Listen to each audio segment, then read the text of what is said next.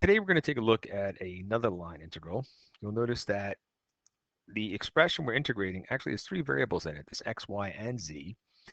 And we have a curve C here that's mentioned, but it's a line segment from the point 0, 0, 0 to the point 1, 2, 3. And also it's ds. So don't forget ds requires a Pythagorean theorem in this particular case because there are three variables. The Pythagorean theorem has three components, dx dt squared plus dy dt squared plus dz dt squared times dt. Okay, so something that people tend to forget is how to parameterize a line segment in the 3D world. So let's go do that. First, let's recall what a line in the 3D world usually looks like. It looks like r of t equals, there's always a starting vector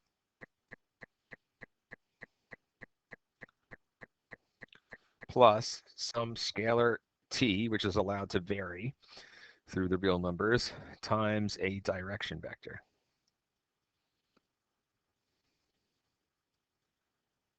So this particular example, we're starting at the point 0, 0, 0 and going to the point 1, 2, 3. That's the direction we want to head in. So this is a particularly easy, we'll say it's an easy line to find. Here's why. So we'll start off with r of t. Our starting vector is just the vector 0, 0, 0 because that's the position that we want to start our line at. Plus t times the direction vector. So you just need to ask yourself, if I want to take a vector and add it to the point 0, 0, 0 and land here at the point 1, 2, 3, what would that vector have to be? And the reason I say this problem's easy is because all these components are 0. So if I want to land on 1, 2, 3, I just have to add 1, 2, and 3 to 0, 0, 0. So that's it. This is our line. If we want, we can rewrite it. We're going to want to do this in parameterized form by just doing the following. Think of each component separately. So x equals 0 plus 1 times t.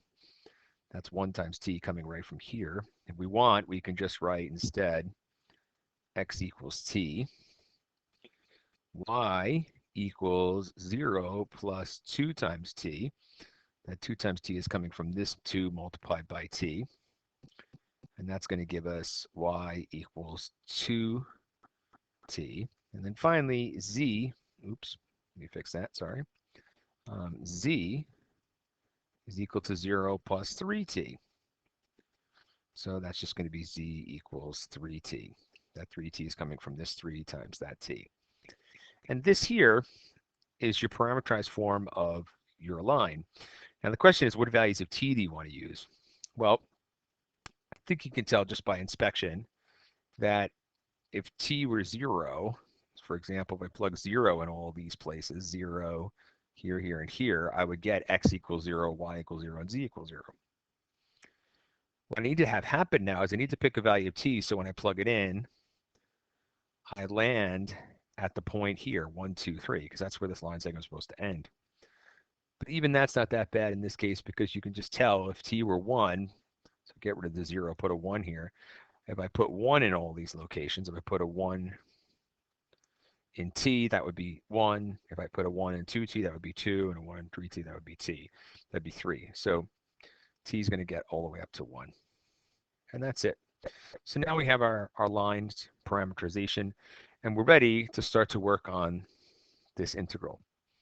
So remember, wherever we see x, we're going to put what we had. Let's actually write out our parameterization again, just so it's fresh in our minds. X was t, y was 2t, and z was 3t. And the domain is from 0 less than or equal to t less than or equal to 1. So what I'm going to do now is everywhere there's an x, I'm going to put a t. So actually, let's start to do that now. So we're using that integral at the top there. So here we go. Use purple.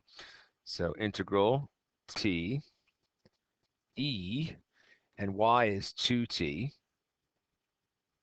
and z is 3t. And then ds requires a little bit of work. So dx dt is just 1 in this case because the derivative of t is 1. So just in case you're forgetting, dx dt means we take the derivative of that t. dy dt, we take the derivative of 2t, which would be 2, and the derivative of 3t would be 3. So we end up with 1 squared plus 2 squared plus 3 squared. 3 squared is 9, and 2 squared is 4. 9 and 4 is 13, plus 1 squared is 1, so you're going to have the square root of 14. Okay, so that goes here, square root of 14, and then dt. All right, and that integral is going to go from 0 to 1. So we are ready now to compute this integral. Let's see if we can simplify things a little bit. So integral 0 to 1, I'll leave that t there. This square root of 14 is just a constant, so I'm going to put that out in front and not worry about that right now. And then we're going to have e, and if we multiply those exponents together, those little 2t and a 3t, we get 6t squared dt. So there you have it. We could take the antiderivative of this. So the way I take the antiderivative of like e to the something is always just remember how to do the derivative of e to the something. So for example, if y equals e to the x, then y prime is simply e to the x. That's easy. But what if y equals e to the 5x squared, for example? Then the derivative of that is e to the 5x squared times 10x. You multiply by the derivative of the exponent. So when I look at this problem I'm trying to do here, I know, for example, the original problem had to have an e to the 6t squared in it.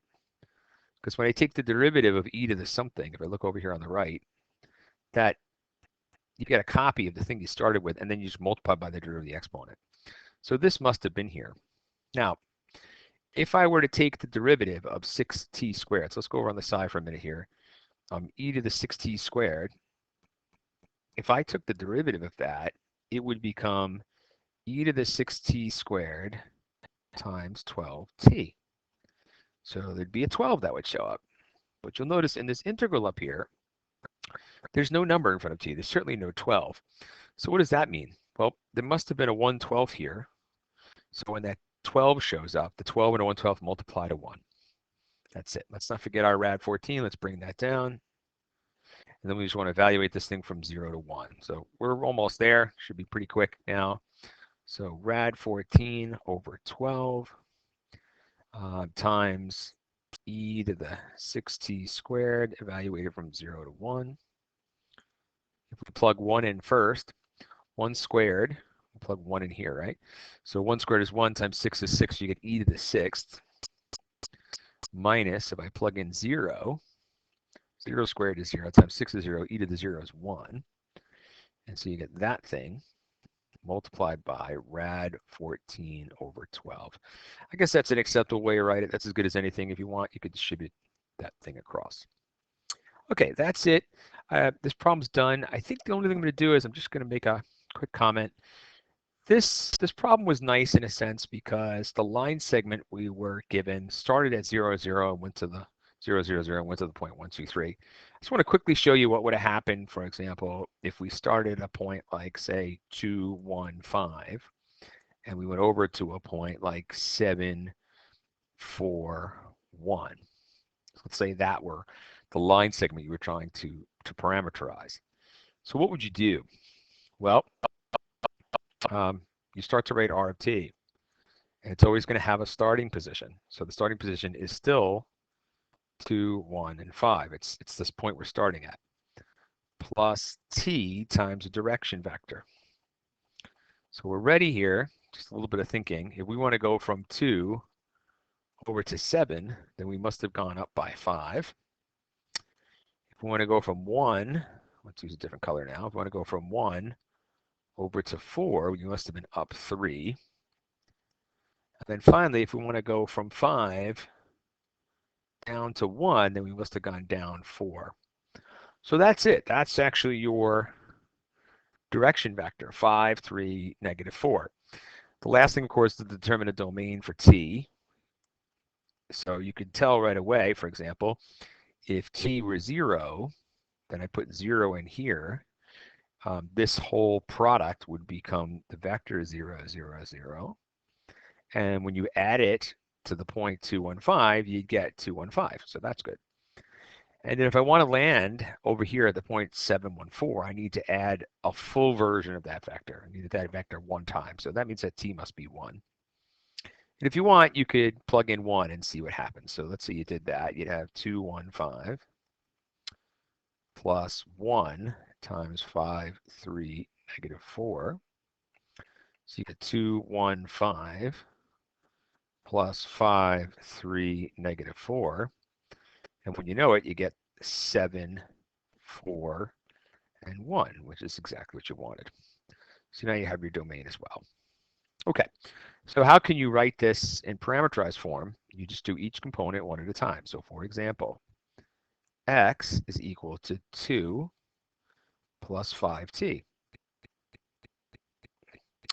Y is equal to 1 plus 3t.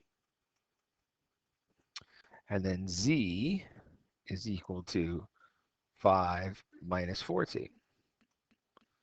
And so then these would become the expressions that you would plug in to your integral. You'd have to find ds, but you could do the derivative of each one of these things. The derivative of the x term is just 5, y is 3, and z is negative 4. And so that would just fall right out. Okay, great. Thanks for watching.